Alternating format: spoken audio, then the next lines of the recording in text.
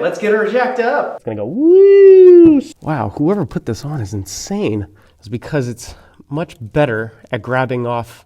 That one's perfect. That's what it's supposed to feel like. Oh, I guess I gotta break the seal first. And I could use a pump, but I'm okay just kind of squirting it in there.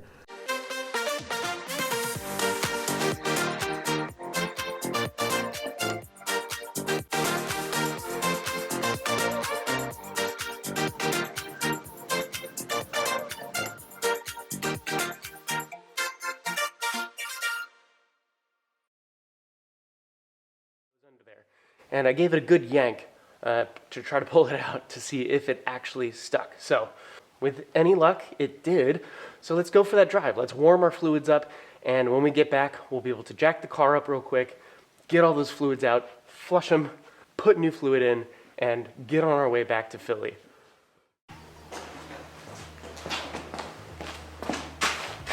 We're back from our drive. We've warmed Mama up. We put about 20 miles on her. It's a little excessive, but I was having a fun time on the road. So oil's warm, the diff fluid's warm, the trans fluid's warm. We are ready to jack her up and get underneath, empty all those fluids out, and put brand new fluid back in. So let's go do it. Let's get her jacked up.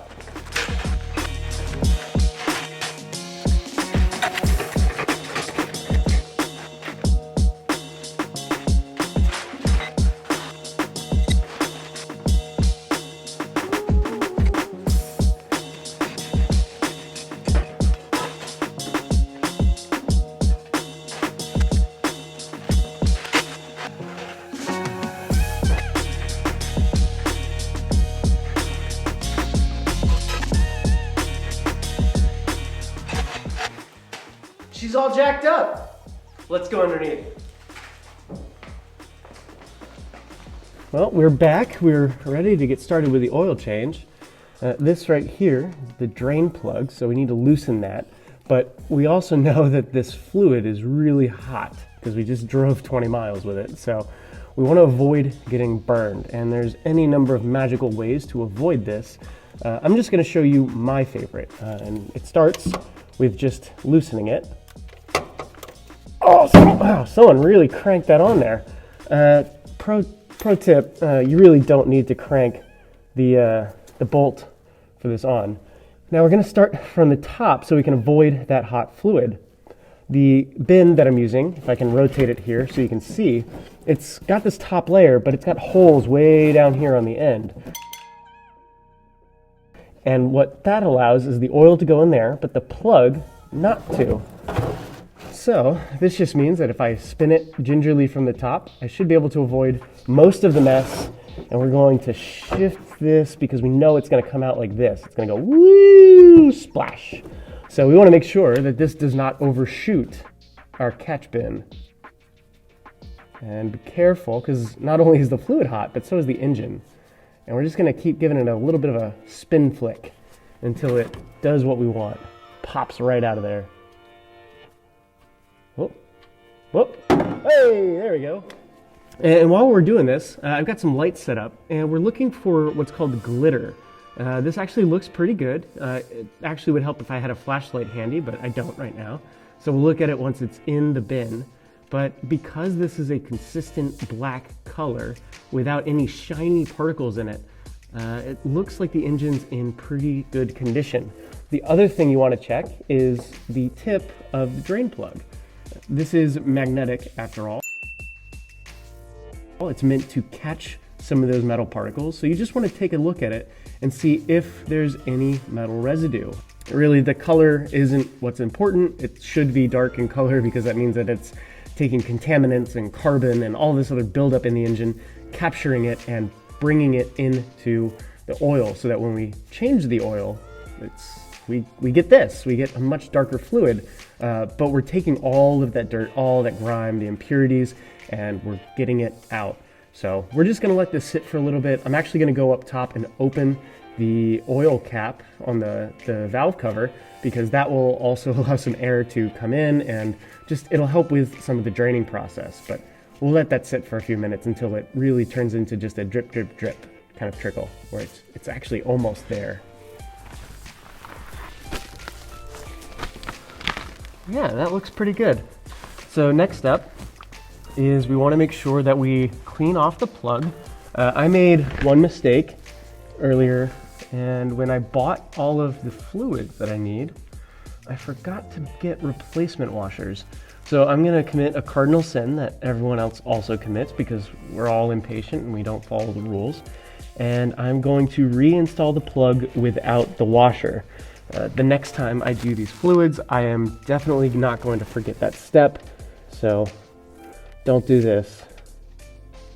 And again, when we're doing this, when we're tightening this, we don't need to overdo it.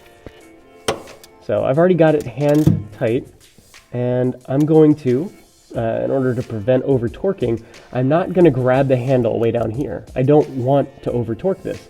So instead, I'm just going to hold it about halfway and do a little turn until it just feels like I'm lifting my body off the ground to turn it, which really doesn't take a lot of force. So, all right, we're good. This should not leak, but just in case, we'll of course check it after we've driven. Obviously, we want to check the fluids, after you've driven a few miles on it and make sure that, again, no leaks have been found. I do wonder, I'm seeing some fluids here where the clutch is. Ooh, that was a drip. That one almost got on the camera. Oh, hey. Oh, that looks like it's got water in it.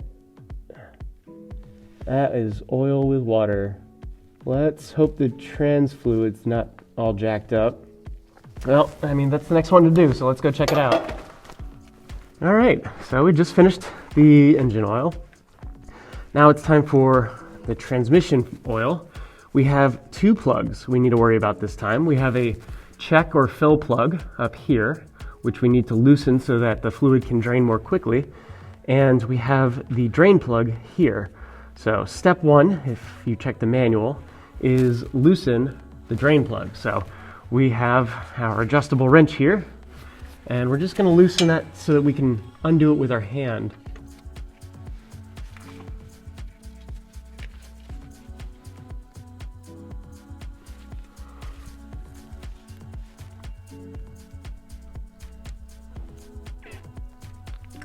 Ah, damn! Who the f put that on?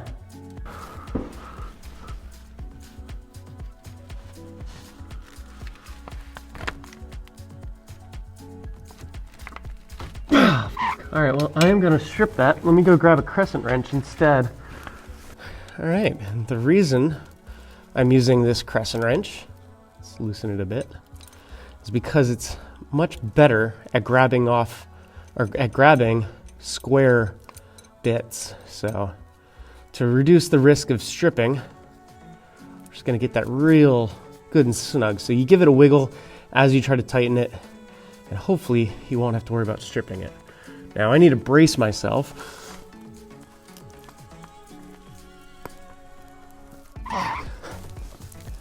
Let's see, that's metal. I can brace myself against that. Feels like it's not going to do what I want it to do. Wow, whoever put this on is insane. So there are torque specs so that you don't over tighten things. I'm wondering if someone just ignored all that.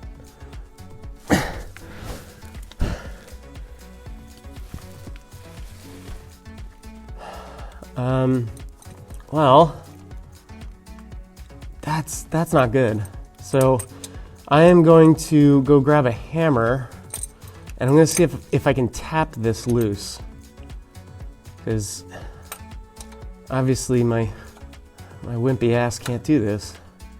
All right, so I'm back, and when I went downstairs, I had a thought. Maybe I should use a little bit of WD-40. So we're actually going to squirt this with some WD-40 first. Hopefully the penetrating fluid will work some magic, and we can go do the diff fluid first. Well, I guess second, and then we'll come back to this. So I'm just gonna really soak this in there. We'll let that sit for a few minutes. We'll give it a couple more squirts, but let's go check out the diff now, and then we'll come back to this. We're back here at the diff, and I suspect we may run into similar problems with rust and bolts being seized. But with any luck, we'll at least be able to change this and get back to the trans in just a minute. So we, again, have two bolts. We have our drain plug and our fill plug. I'll mark those up with oil for no reason. Same thing applies. Loosen the fill plug, then undo the drain plug, and then once it's done dripping, we'll put the drain plug back in and we'll fill up through the fill plug. So let's go ahead and do that. Let's start with a 24. Feels a little loose. Okay, but 23 isn't big enough. Same thing. That's a lot of play for metric bolts. Might have to go grab the... Oh no, alright, that one's perfect. That's what it's supposed to feel like. Maybe this... it's just so annoying.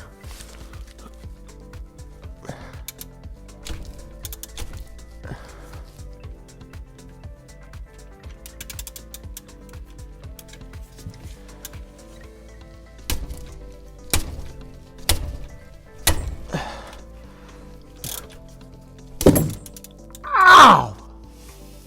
That hurt. Probably should just use the hammer. Alright, so our fill plug is almost out. We're going to do a similar check that we did with the oil. We want to make sure that we don't see any glitter, but obviously it'll be more apparent once we take off this drain plug. So let's get that going. I just feel like I'm going to strip that, and I really don't want to. I'm going to go grab a US set. All right, well, I have virtually every tool for my dad's workbench from downstairs, so at some point I'll find the right sizes of everything, huh? Yeah, that's a lot less play. Weird Japanese car with better fitting standard sizes.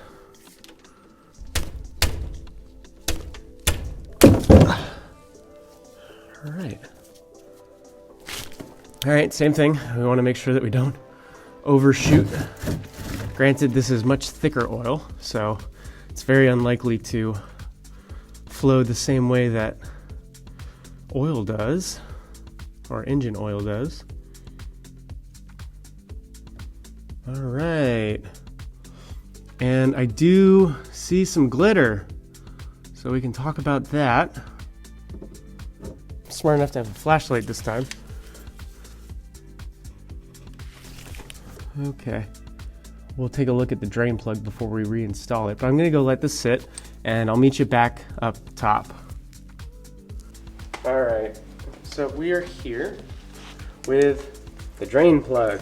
We'll try to get the lighting good because it's a little hard to see, but that is metal that has been suspended in the fluid and attached to the plug. Like I mentioned with the oil, the drain plug itself is magnetic. It's supposed to be. It's supposed to capture these little tiny these tiny little metal particles that would otherwise cause a lot of damage to the differential, the engine, whatever the plug is helping to protect. What we're looking at here, and I'll just kind of spread this around a bit, get some on my glove, is effectively like sandpaper. It's metal sandpaper in liquid form being just jostled around and thrown all over the place inside the differential. So what this tells me is that for my power goals, this differential is going to give up on me sometime. The good news is that it's not milky, so I don't think any water got in to cause any damage, but I don't want to see that amount of glitter in any of the oils really, but especially in something like the differential. So we'll check in, we'll see what else we can find. I'm gonna see if I can clean this plug up so we don't put any of it back in, and what that'll allow us to do is get another kind of measurement for how much of that glitter is accumulating as we drive. In fact, I may consider doing the differential fluid more frequently so I can keep better tabs on it and see what's happening inside. But I'm not excited about this. That's okay. We already had an assumption in our heads that we were going to be doing a swap to meet our power goals anyways. It just looks like we might have to reprioritize and bump the swap up sooner. So that's what a clean drain plug is supposed to look like. You know, it's supposed to have that groove, you know, where the magnet sticks out a little bit. And the fact that ours was completely full and flush with that surface, and we saw the fluid attached to it with additional shavings. Ah, man. Well, at least it's clean now. I'm gonna see if I can shine a flashlight into there and into the diff and see if I see anything, but realistically, we won't be able to assess any kind of damage without using some sort of camera that can fit inside the hole, or by taking the diff apart, which I am absolutely not prepared to do right now. It looks like the diff is mostly done draining. We'll just kind of soak up some of this, and we'll get that plug back in. Again, I forgot to buy new washers to replace this with, so we're committing the cardinal sin again and just putting the old washer back on. We'll get that tightened down.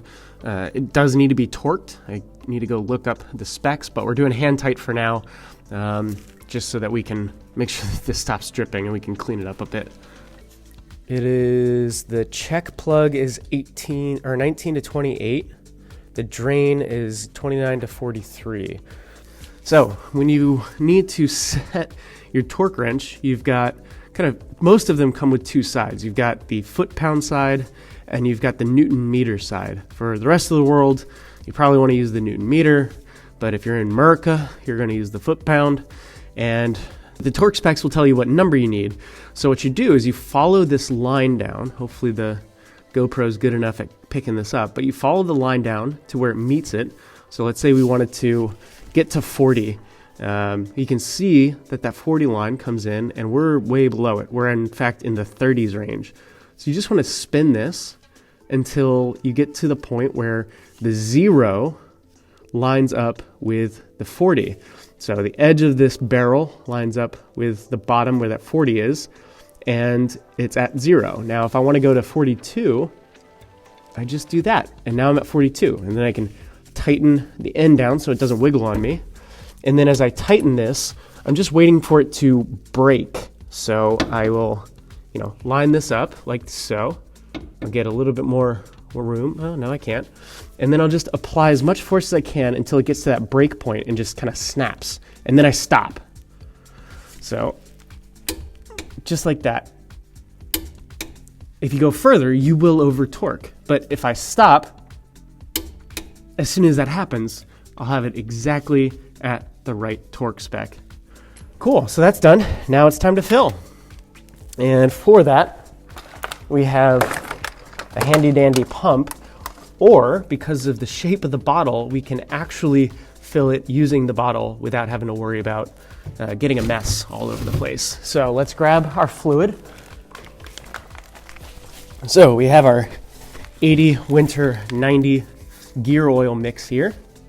Let's take the top off and we'll line it up and we'll just fill. You basically just fill it up. You kind of squeeze this in. I guess I got to break the seal first. Silly me. Put the top back on. And I could use a pump. I've got a pump that screws onto this if I wanted to, but I'm okay just kind of squirting it in there. Oh yeah, that's much better. And I want to make sure it gets in there. And we're just waiting until it overflows the filler valve. That's all you need. So, all right, we may be there now. Clean our bottle up. Great, so we know we are full on the diff fluid. We'll drive it around a bit and we can check it again just to make sure that we are in fact full. But that's really all you need. So let's get our fill plug, which is now covered in oil. I'm gonna wipe that off as well. Make sure that it is clean. And the torque spec for this one is gonna be 26 pounds. They always give a range. My preference is to pick something that's at least halfway, but I do tend to lean towards the tighter torque specification.